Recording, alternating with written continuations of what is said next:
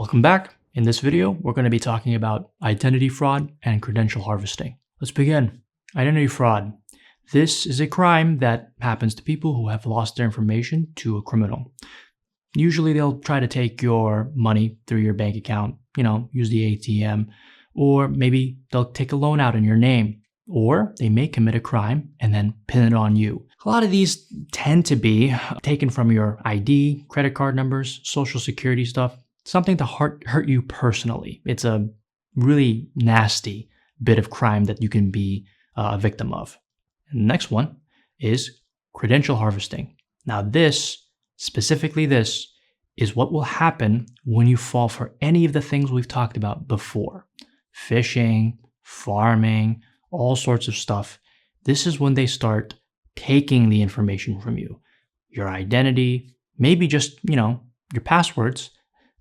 This is usually not entirely going to lead to identity fraud. It can, but this might lead to unauthorized access into a company building, which will cause damage to where you work, the people you work with. It might not cause damage to you, but you might get fired. Now, people who fall for any of these, like phishing and all that, especially if you're a cybersecurity analyst, it's not the end of the world, but it is embarrassing. Let's move on to the exam questions. Remember, they might be on the test, so please pay attention. Question 1. What is credential harvesting in cybersecurity? A. Collecting usernames and passwords through malicious websites or phishing attacks. B. Stealing data by hacking into a system. C. Encrypting credentials to prevent unauthorized access. Or D. Using social engineering to gain physical access to a secure facility. I'll give you a second. It's A. Collecting usernames and passwords through malicious websites or phishing attacks. Remember, this is what happens when you fall for one of these. It's always for credential harvesting. It's always to take the things that you have, specifically the most important bits, which is data. Question 2. Which of the following best describes identity fraud? A. Phishing for personal information through fake websites. B.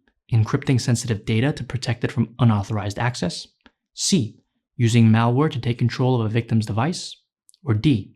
Stealing someone's personal information to assume their identity for fraudulent activities. I'll give you a second.